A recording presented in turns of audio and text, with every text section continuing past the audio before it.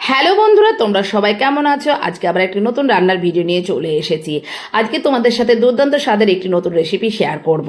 আমি কিভাবে খুব সহজে এবং ঘরোয়া কিছু উপকরণ দিয়ে বাড়িতে চানা মশলা বানাবো সেটাই তোমাদের সাথে আজকে শেয়ার করব। তাহলে আমার ভিডিওটা প্রথম থেকে শেষ পর্যন্ত অবশ্যই দেখার অনুরোধ রইল। ভিডিওটি যদি ভালো লেগে থাকে অবশ্যই একটা লাইক, কমেন্ট আর শেয়ার করে দিও। তাহলে বন্ধুরা, এখানে আমি কিভাবে চানা মশলা বানাচ্ছি সেটাই তোমাদের কাছে দেখাচ্ছি। এখানে আমি 250 গ্রাম কাবলি ছোলা নিয়েছি। কাবলি ছোলাটা আমি সকালবেলাতে ভিজিয়ে দিয়েছিলাম, কারণ কাবলি ছোলাটা একটু ভিজতে বেশি সময় লেগে যায়। সেই জন্য এখানে আমি ভালো করে জল ঝরিয়ে নিয়েছি এবং একটি গুটি চায়ের পুটলি বানিয়ে নেব।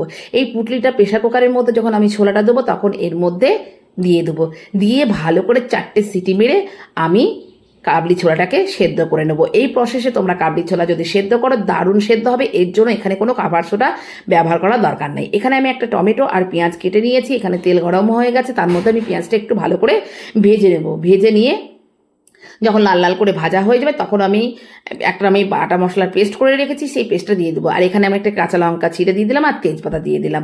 বাটার মশলার মধ্যে আমি দিয়েছি তোমার পেঁয়াজ, আদা আর রসুন, কারণ পেঁয়াজের পরিমাণটা এখানে বেশি লাগবে। আর জিরে গুঁড়ো, ধনে গুঁড়ো, লঙ্কা গুঁড়ো আর লবণ, একটা সামান্য মিষ্টি দিয়ে এবার মশলাটাকে আমি ভালো করে কষিয়ে নেব। তারপরে আমি 2 চামচ টক দই দেবো। তোমাদের কাছে যদি টক দই না থাকে তাহলে তোমরা দুধের যে সরটা হয় সেটাকে ভালো করে ফেটিয়ে নিয়ে এর মধ্যে দিয়ে দিবে। আমার অনেক সময় তোমার চানা মশলা বানালে আমি এই দুধের সরটাকেও অনেক সময় ব্যবহার করে থাকি। আর যাদের কাছে ফ্রেশ ক্রিম আছে তারা ফ্রেশ ক্রিম ব্যবহার করবে। আর এখানে আমি কিছুটা গোটা গরম মশলা দিয়ে দিলাম।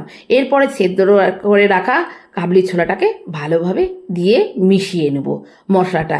এইভাবে তোমরা এই প্রসেসে যদি রান্না করো কাবলি ছোলার টেস্টটা কিন্তু দারুণ আসে। তার সাথে আমি দিয়েছি সানরাইসের চানা মশলা আর তার সাথে দেব কিছুটা কাসুরি মেথি দিয়ে ভালো করে এবার কিছুটা ফুটিয়ে নেব। দেখতেই পাচ্ছ বন্ধুরা কত সুন্দর কালারটা এসেছে আর খাবারটা কতটা সুন্দর লোভনীয় হয়েছে। তো এইভাবে আমি বাড়িতে খুব সহজ পদ্ধতিতে আজকে চানা মশলাটা বানিয়েছি। এবার এক টুকরো আমি বাটার দিয়ে চানা মশলাটাকে নামিয়ে নেব।